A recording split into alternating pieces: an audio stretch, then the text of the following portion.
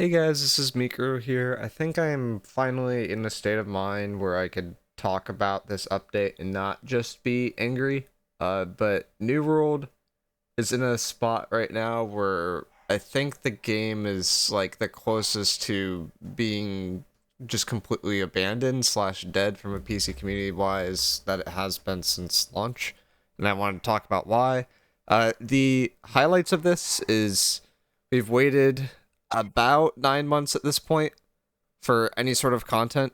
We got a trailer, which was completely catered towards a new player coming to New World, specifically targeting console players, had nothing to do with anything that was coming to players that are continuing to play the game. We got a second trailer that talked about the stuff that is coming to console players for 90% of the video. I think this video is For like PvP because it's significantly longer. This is like a 34-minute video. The other one was like not even like it's like 2 minutes and 46 seconds. So the trailers, it was cool, but like it had nothing to do with anything that we were wanting. Like this was purely marketing to console people, which is whatever. I kind of expect that. But then the longer one also markets towards console people, which I expected a little bit more of actual meat and potatoes there, and just overall it's a complete letdown from the perspective of looking at timelines of New World. Like we last year we got our update in basically October slash November, and for this next update it's going to be a full year since we get new content, and the amount of features that we're getting is relatively small. I wrote those all down here in terms of like everything I saw that we're getting from the trailer. We're getting console, obviously. We're getting a PvP island. This is FFA, by the way. So no teaming. You can't do stuff with your friends. It's not like Albion where you can do stuff with your guild with your friends. There's not like that kind of synchronization for farming something and in a full loot environment. There's a raid coming. It's a 10 person raid with 3 bosses, so maybe a little bit better than the first one, but we'll have to wait and see. I've heard good things about it.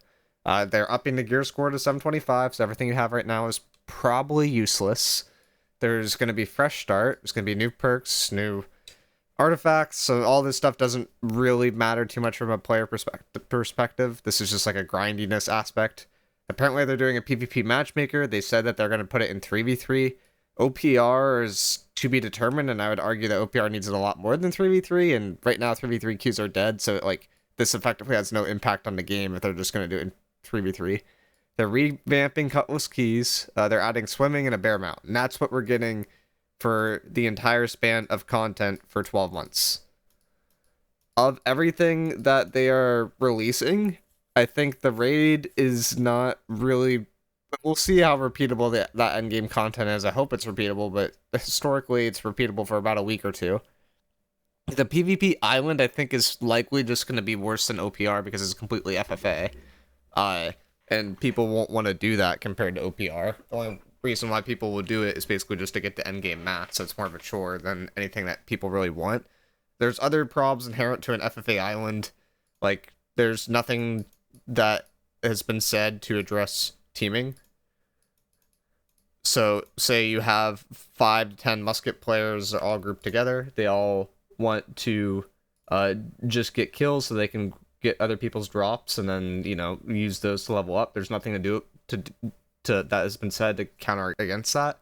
And the other thing too is if you look at the zone, which has already been kind of leaked, there's only like one way in, there's one way out. Like people can just camp anywhere on this line and just grieve people who are trying to get away. So it's like basically just asking for the Musket Union to come out here and just pillage everybody and make it so it's not fun. So no one's super excited about this because everyone has to cross in and out from one direction. It's not like they can get in and out from any direction, so it's very likely going to be prone to camping. And I think that it also just makes it so that tank builds and healer builds are effectively not going to be used in combat whatsoever. They might be used for living, but that's about it. And I just don't think this is going to be fun endgame content. Like, if they wanted to make this fun, I think it would need to be like a 5v5 thing for this and have up to groups of 5 so you can play with your friends, or you could be solo, but you'll have an advantage if you're with your friends. I understand kind of why they want it to be FFA because they don't want teaming and whatnot, but like That's just like not a fun experience. Like I'm not gonna log on to New World, which are now marketing as a action RPG instead of an MMO, and not want to play with my friends. You know, like I would rather play with my friends in like a 5v5 aspect there, or like even 3v3. I think would be better than just a solo queue into this. So I don't think that's gonna go super well, and that's what we're getting PvP endgame wise. The raid, we have some pictures of it yet.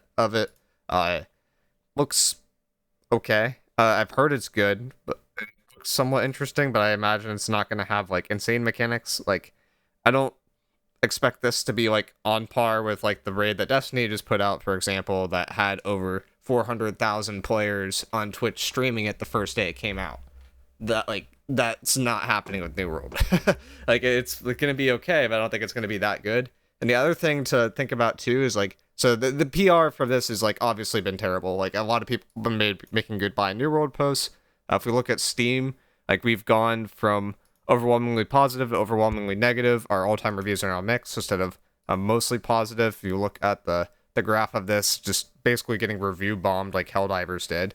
The devs released this video on a Friday, which is the worst possible day to release a video because they can't do any damage control. So this has just been escalating over the entire weekend. They had another chance to do damage control at an event, and this reaction's from Asmongold, which a lot of you guys might know. What the fuck? I think it summarizes it. That's it? Don't you fucking in this? Don't you fucking pan away? Don't you are you kidding me? Get the come back, get the fuck back over it. What do you mean? That's it? Stop cheering. We waited for that. Stop cheering. I said to sit through a fucking hour tier list of fucking some Wii Fit Sebastian Bach bullshit just to see this shit. No. It was not well received, No. to say the least. No, dude, no. Come back. They basically just talk about the trailer, and they talk about a few of the mobs. They're like, oh, this is the Angry Earth faction, this is the Lost faction, this is the Corrupted faction, and they do nothing to address like anyone that has played the game since launch. It's actually abysmal. So you look at the viewer count here, obviously heavily disliked video. Both these videos that went up from the AGS devs have around 40k. So, you know, they're reaching a decent amount of players with this. Like, people are seeing this for the first time. Comments are not the greatest, and they can't really deal with these as well as they can deal with their Discord in terms of just deleting everything negative that people are saying, which they're also doing. So, which is never a good sign. Look at Asmongold's video. This is the one that he put out relatively recently, you know, 200k views, so, you know, we're already at 5 times the amount of outreach that was obtained from New World here. The IGN stream that went on had about 4,000 people watching it. So it was decent, and that's where they got their paid PR in, but it wasn't like that big of a deal. And then you look at Asmongold's clip video, and we're at 600,000 people that have watched this. So, you know, like 15 times the amount of people that actually watched the trailer in this are just getting an opinion that is just New World is basically dead. And I think that's pretty accurate. I don't really suspect New World will really bounce back from this. We don't usually like to do this because it's kind of bullying at this point. But look up New World Steam charts, you know where we're at this point. It's the weekend's peak times. We're at 7k. I suspect by the time this comes out, which is in about 130 days is when we get this content. So we waited the entire year. We have to wait another 130 days after this announcement to actually play any of this, allegedly. And after all that time, I expect we're going to have about 3 to 4k players. For reference, in the last 24 hours, we have lost about 20 to 30% of the war scene. Like, it's like the starting war scene. It's a really, really, really big drop off. And I think a lot of the people that haven't left are just making New World a side game and are just warlogging into it. And that is like the entire thing. And one of the reasons for that is because AGS hasn't really fixed bugs. We, like, for last season, we published a list of, I think this ended up being like 150. There was another bug sheet too, and we also trimmed this down for ones that were repeat. It was closer to 200 bugs. I would say after this list of about 200 bugs, about 10 of these were actually fixed. And that is what baffles me, because I don't know if this is a problem about QA anymore, or if this is a problem about people just, like, devs just not being able to fix bugs cleanly. It is not a good look no matter what. And on top of this, we have people that are leaving AGS in terms of employees. We have people on the combat team that have been on the team for a long time. Derek's been on that team since day one. He's been part of a few videos, but he's a relatively good dev for AGS, and he left. I imagine he got a better offer, and people even from that side are starting to jump boat. They see the sinking ship and they just went out. So everything is basically pointing at this not being a super successful revamp unless people really, really do not pay attention. They think that New World's an action RPG and it might have more content than what you would expect for an action RPG. So that's what AGS is going for. They're just re-releasing the game, putting a different spin on it, not adding anything new for the most part, not really changing how stuff will work, and just overall just not listening to the community and not addressing key issues that need to be fixed. So that's resulted in basically, I would say, the decline slash I think people are going to leave New World. At this point, I'm putting New World on the side. At this point, it's like a sort of a warloggy situation where I wouldn't play for anything except for wars, and even in wars right now, there are so many bugs that people are not willing to do wars. We still have the gear score bug. We have people turning invisible for some reason.